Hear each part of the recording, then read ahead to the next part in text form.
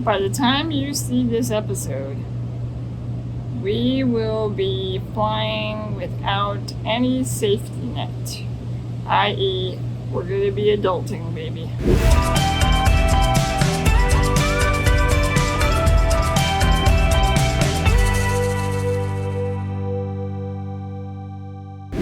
My mom, my main caregiver, and the person that we've had all throughout this pandemic over the last couple of years, is leaving officially tomorrow to move 2 hours west from here. And we found 3 employees. 3. And we've been adjusting to them for the last week and a half.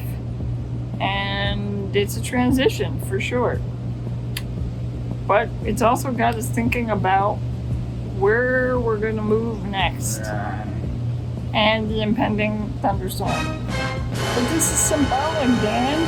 So here are the criteria, okay?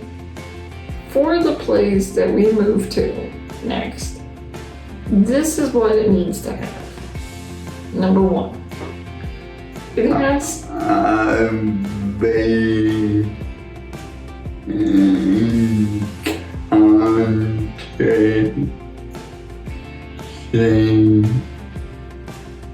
country scene there? Yeah. That's your criteria?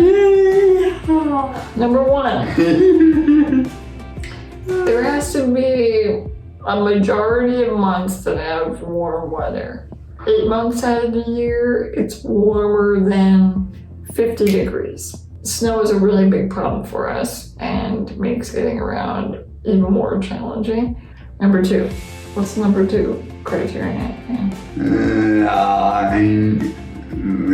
Yeah, it would be much more cost efficient to be able to rely on public transportation, ideally a train line system, because to rely on other people driving us, which is what our van is like now, is very expensive. And I'm not really interested in starting to drive again.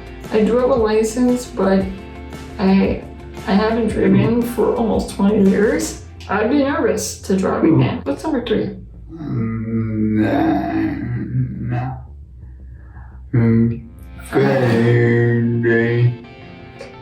I do like good restaurants and food, but I'm not too worried about that. But I think that number 3 is, as we talked about in our Why We Left Phoenix episode, healthcare. You know, a good hospital system with specialists, neurologists, which would also apply to Dan's condition with traumatic brain injury. Neurologists would be helpful. Good primary care physicians, pulmonologists for me. We wouldn't necessarily be able to live in some very isolated town or state, likely because there's just not as many specialists that could treat our conditions. Well, the other one would be an abundance or an inventory of ranch homes, or i.e. single level homes. What we find in the Northeast and in the Southeast are homes where to enter it, or in the front, are at least 2 or 3 steps. Whereas homes in the Southwest, in the West, they tend to have very few steps to get in.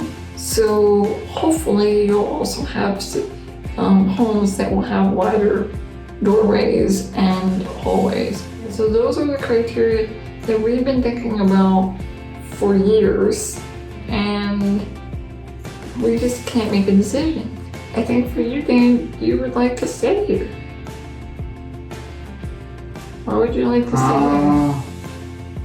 stay here? Or bed. Why Pittsburgh Bay? Friends. From college.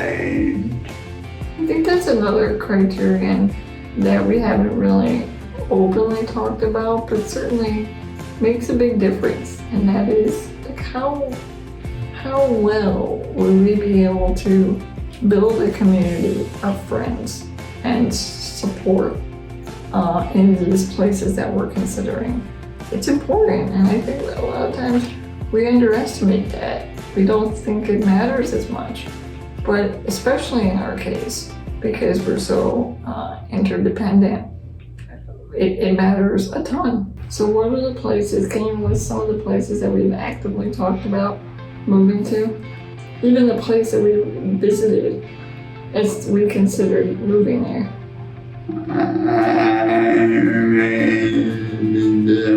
We did. We made a separate trip to go to Arizona, or go to Phoenix. We went to Charlotte, North Carolina. Lovely city, by the way. You guys have.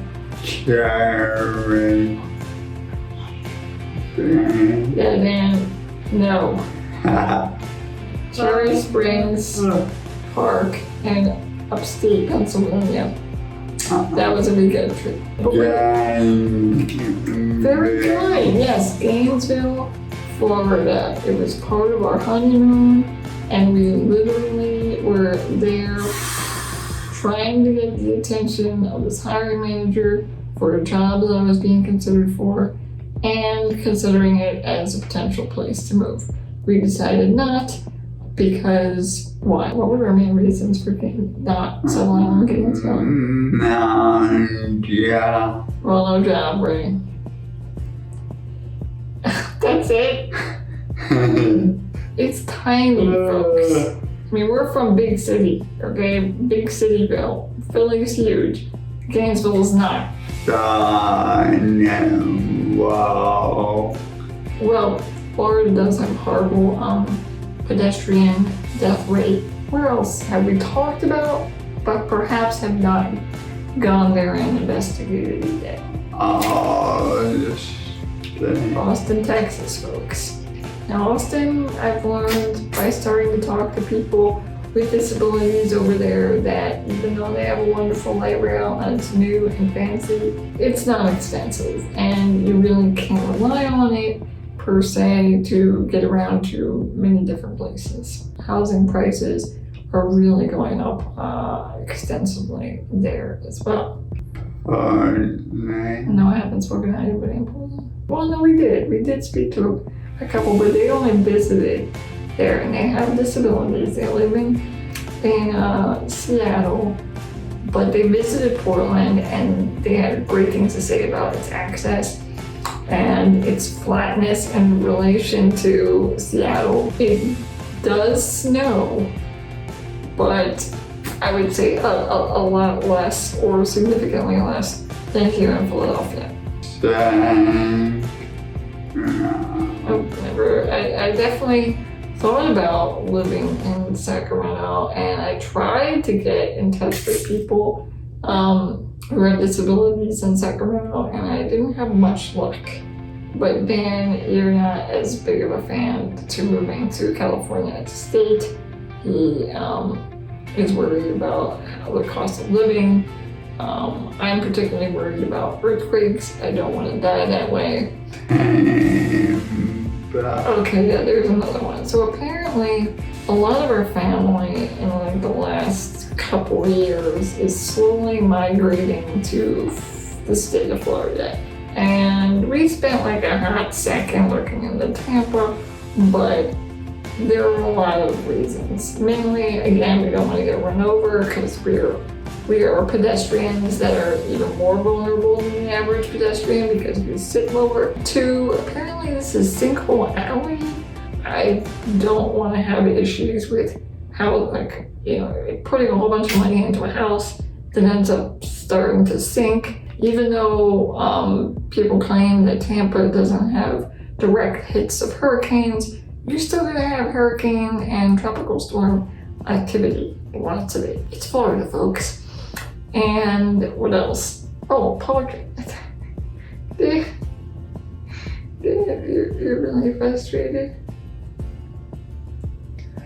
Yeah, we're really having this isn't something new, okay? This has been going on probably for as long as we've known each other, okay? I've always had this feeling of I need to go someplace. I want to settle someplace. And then marrying again, we make decisions together.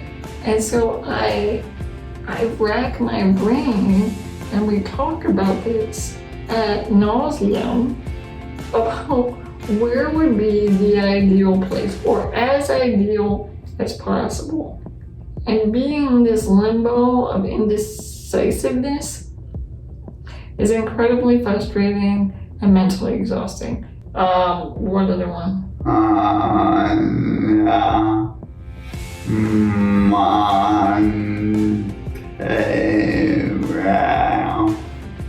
We're Montreal, Dan.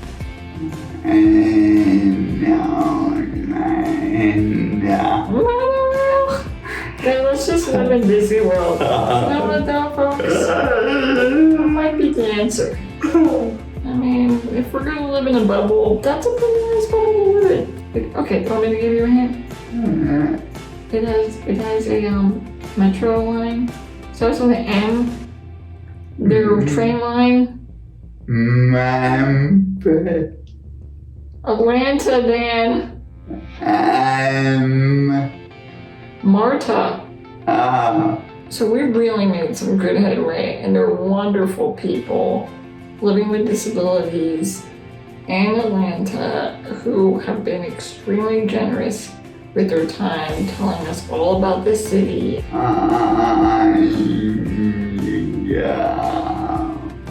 Oh no, what is it?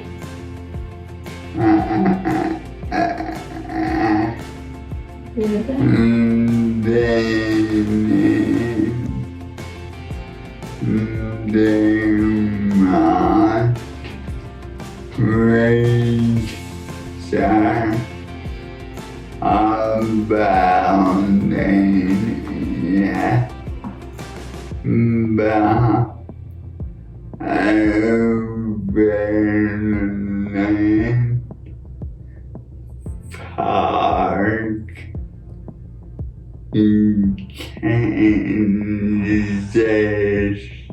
Alright, that's all we have for today. That's all we got. Keep it answer.